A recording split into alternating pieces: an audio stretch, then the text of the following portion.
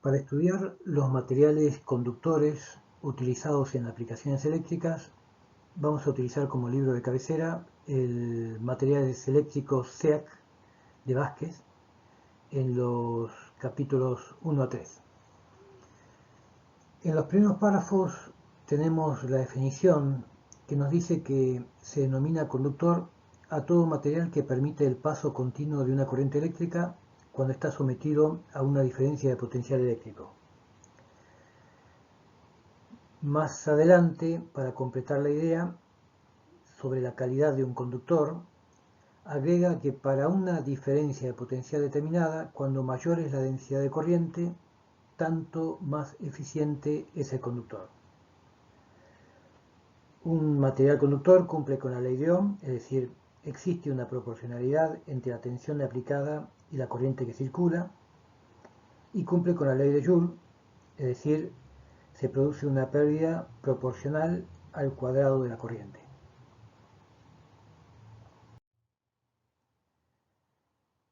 La conducción eléctrica se puede definir como el movimiento de cargas eléctricas en el espacio.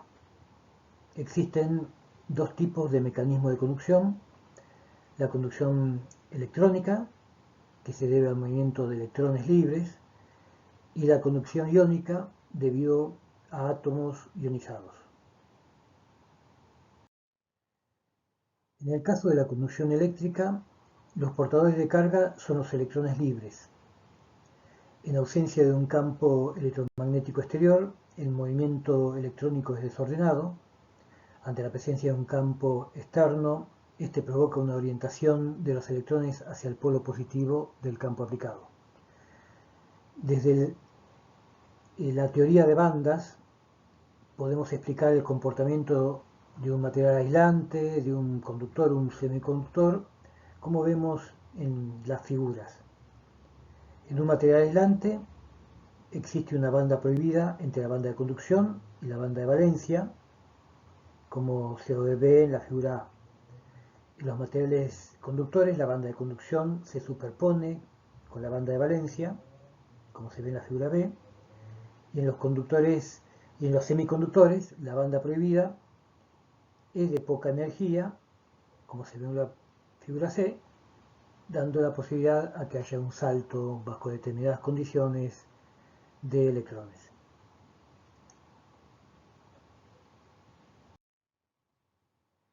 En la conducción iónica, los portadores de carga son los átomos ionizados, es decir, el movimiento de átomos a los que faltan electrones y tienen una carga positiva neta, o a los que les sobran electrones con una carga negativa neta.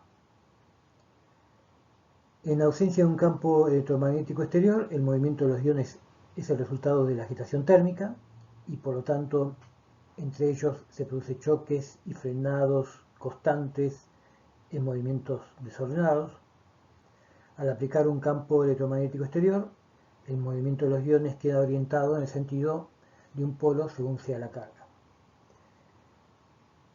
A diferencia de la conducción electrónica, la conductividad iónica aumenta con la temperatura, y esto se debe a que la temperatura aumenta la movilidad de los iones.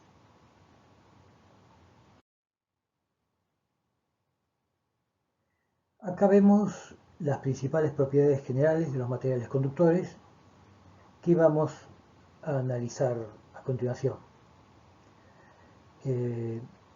Las propiedades eléctricas, resistencia, resistividad, conductividad, propiedades mecánicas, coeficiente de trabajo a la tracción, coeficiente de trabajo a la compresión, a la flexión, a la cortadura, y físico-químicas como el peso específico, calor específico, conductividad térmica, calor y temperatura de fusión y coeficiente de dilatación. Seguramente para la elección de un material conductor, las propiedades eléctricas son las más importantes, pero no debemos olvidar las restantes propiedades, ya que no serviría de nada un buen material conductor si no pudiera resistir, por ejemplo, los esfuerzos mecánicos y romperse, o los calentamientos sin descomponerse.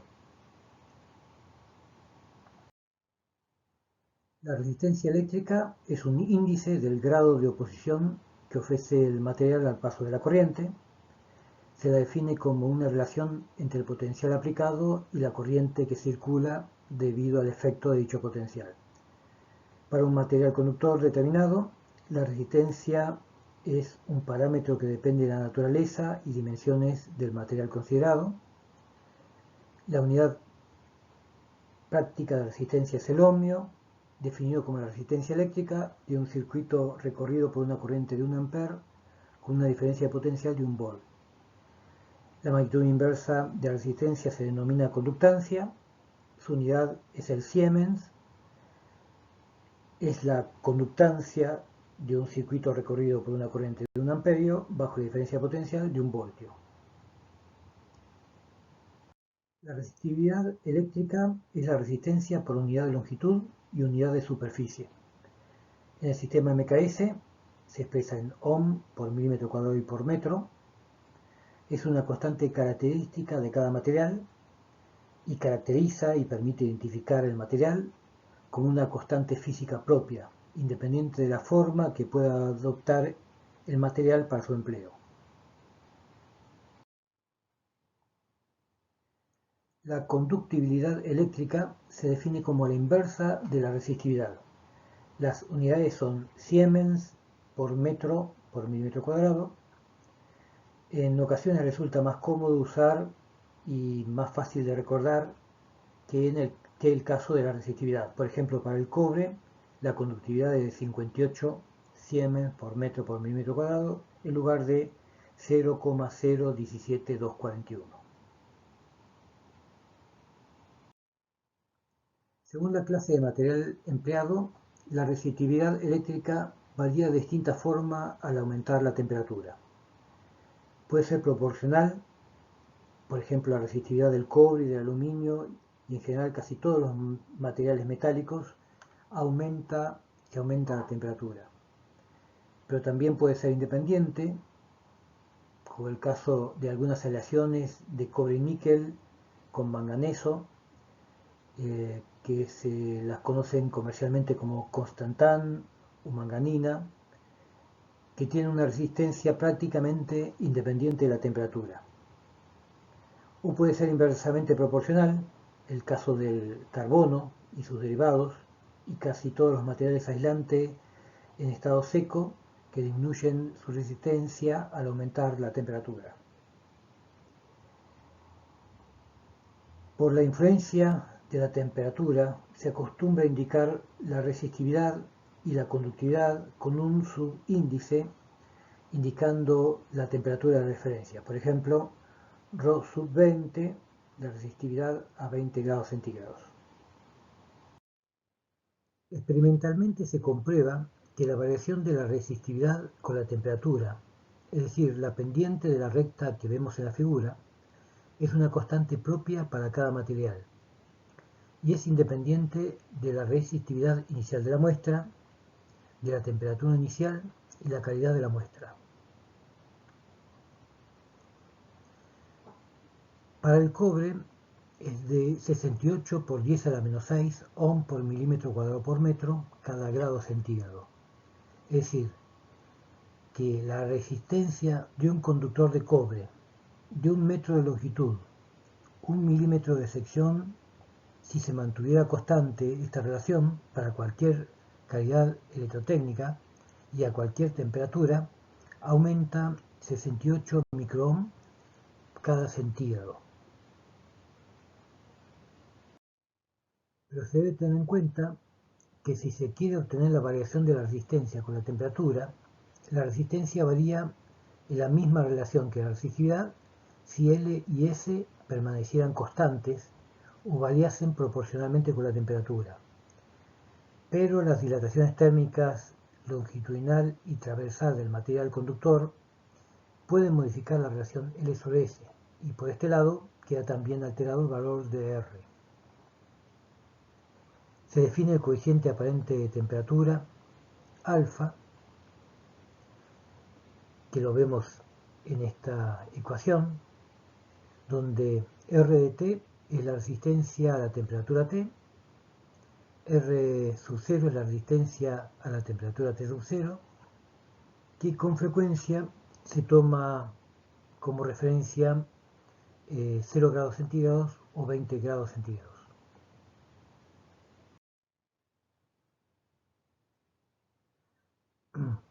Acá vemos un listado de materiales conductores y coeficientes aparentes de temperatura.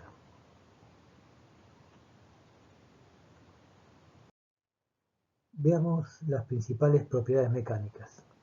Los materiales conductores, según su aplicación, están sometidos a esfuerzos mecánicos de tracción, compresión, flexión o cortadura.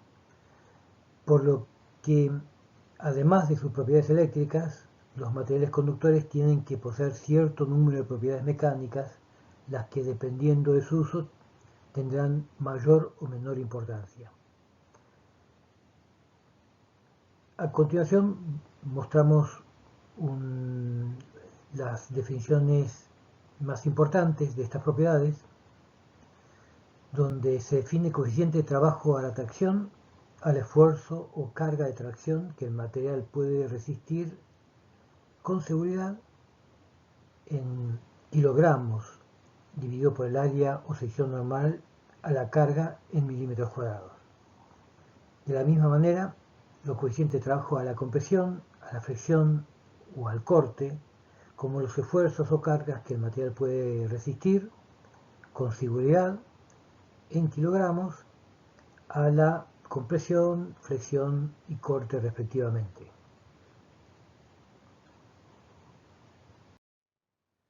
Todos los materiales se deforman en mayor o menor grado cuando se someten a esfuerzos mecánicos. Estas deformaciones pueden ser elásticas, cuando el material vuelve a su forma y dimensiones originales una vez suprimido el esfuerzo, y permanentes en el caso contrario. El esfuerzo que produce la aparición de una deformación permanente se denomina límite elástico de trabajo o límite de elasticidad. Por debajo de ese valor, el material es elástico y en general la deformación resulta proporcional al esfuerzo. Las unidades son kilogramos por milímetro cuadrado. Si se sigue aplicando esfuerzos cada vez mayores, por encima del límite elástico, llega un momento en que el material se rompe. El esfuerzo mínimo que produce la rotura se denomina límite de rotura o carga de rotura y se expresa también en kilogramos por milímetro cuadrado. El alargamiento que sufre un material cuando se somete a esfuerzo de tracción hasta la rotura se denomina alargamiento a la rotura. Constituye un indicador de la ductilidad del material. Como los materiales conductores se emplean generalmente en forma de alambres y de cables, las deformaciones producidas en estos materiales por los esfuerzos mecánicos son normalmente alargamientos y acortamientos. La ley de Hooke expresa que por debajo del límite elástico hay proporcionalidad entre los alargamientos o los acortamientos y los esfuerzos que lo producen. Cuando se somete a un material a un esfuerzo de tracción hasta que se produce la rotura, el alargamiento que sufre el material se denomina alargamiento de la rotura y constituye un indicador de la ductilidad del material.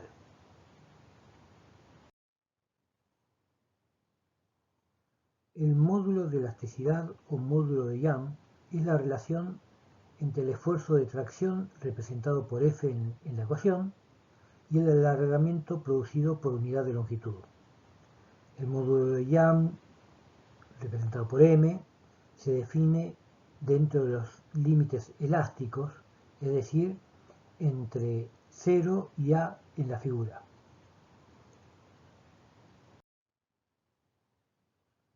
Otra propiedad mecánica importante que debe considerarse en los materiales conductores es la dureza, definida como la resistencia que ofrece un material a ser penetrado por otro cuerpo más duro.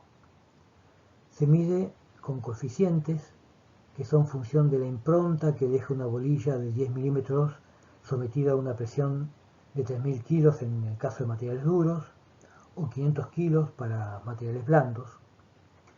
Esto es conocido como índice Brinell y la ecuación es la que vemos P sobre S. O para el caso del método Rockwell, que mide la profundidad de la penetración de una bolilla de 1,59 milímetros de diámetro.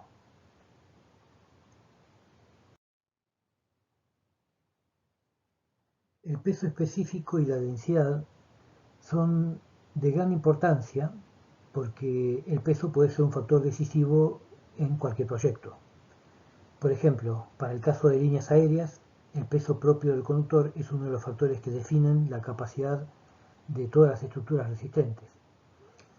El peso específico es la relación entre el peso y el volumen. La densidad es la relación entre la masa y el volumen. En ambos casos se toma como referencia a 20 grados centígrados.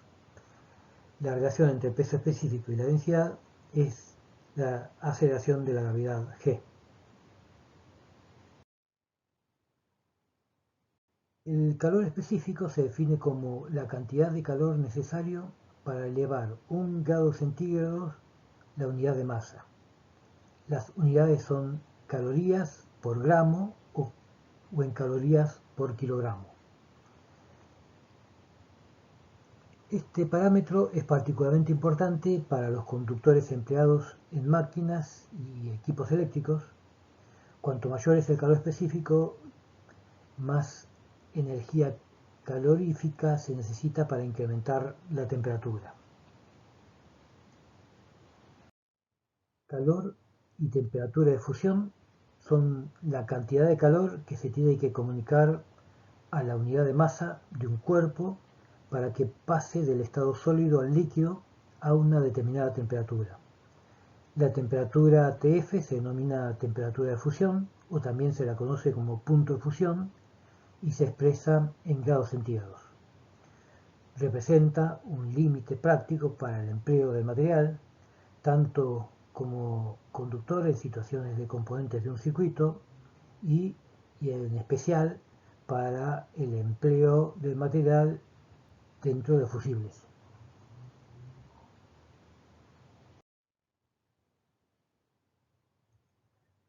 La conductividad térmica es la capacidad que tiene el material de permitir el paso de un flujo calórico. Se mide en función de la cantidad de calor que atraviesa una placa de caras paralelas sometida a un flujo constante por unidad de tiempo. De esta forma se define un coeficiente de conductividad térmica que es el número de calorías por gramo de material que atraviesan perpendicularmente en un segundo una superficie de 1 centímetro cuadrado de una lámina que tenga 1 centímetro de espesor y cuyas caras se mantengan a temperaturas que difieran entre sí 1 grado centígrado. Es decir, la conductividad térmica de un material es un índice que nos dice la mayor o menor dificultad con que ese material permitirá la transmisión del calor, normalmente generado por efecto Joule, a los cuerpos próximos y al ambiente que lo rodea. Cuando mayor sea el coeficiente de conductividad térmica, tanto más fácilmente se evacuará el calor producido. La dilatación lineal es el aumento de longitud en una determinada dirección, y el coeficiente de dilatación lineal es el aumento que experimenta la unidad de longitud de un determinado material al aumentar 1 grado centígrado su temperatura.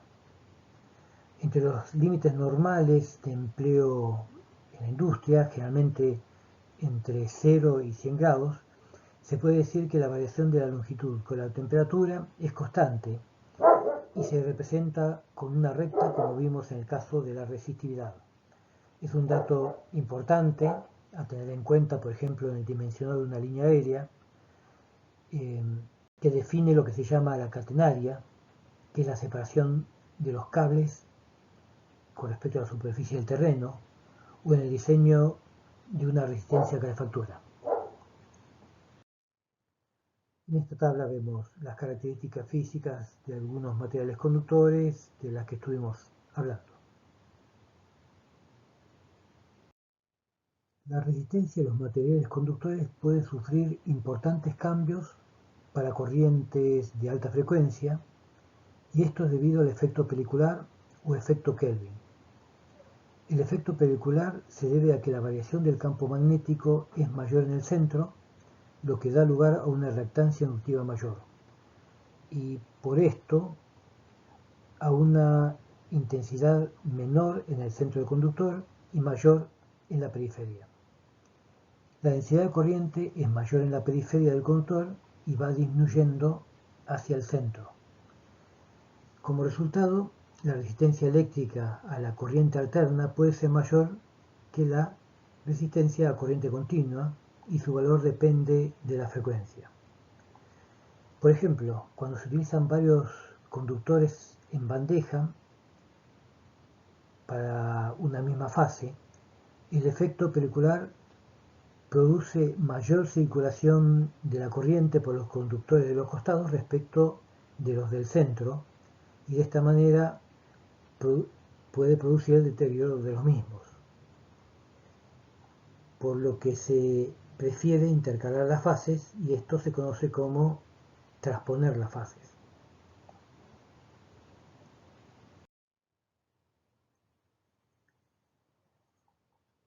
Este desarrollo lo encuentran en el SEAC, y vemos que para determinar la resistencia a una frecuencia determinada se comienza por calcular un coeficiente X, que es función del diámetro del conductor, la frecuencia, la permeabilidad magnética, que en el caso del cobre es 1, y la resistividad en corriente continua. Con X se obtiene otro coeficiente K en la tabla, que será el factor que multiplica la resistencia en corriente continua, y por ejemplo vemos que este factor puede llegar a valer aproximadamente 7.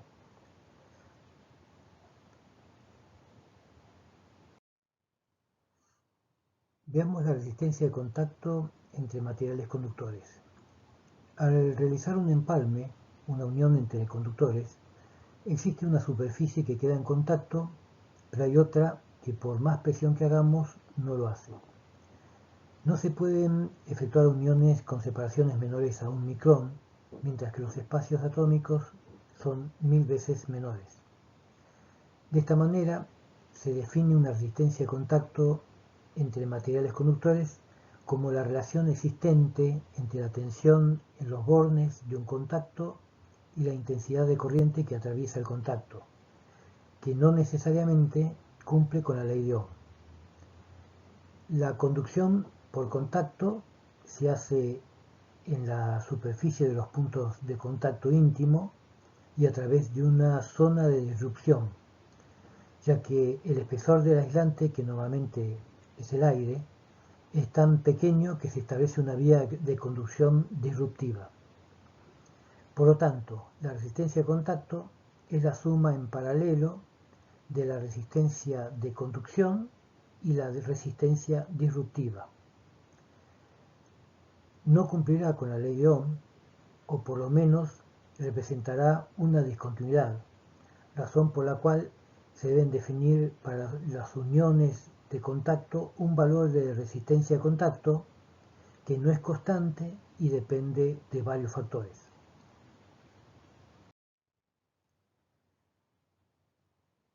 Por lo tanto, la resistencia de contacto entre materiales conductores depende de la presión de contacto, y esto también depende del tipo, forma y clase de accesorios que se utilice, composición de las piezas en contacto, deben ser químicamente iguales o parecidas.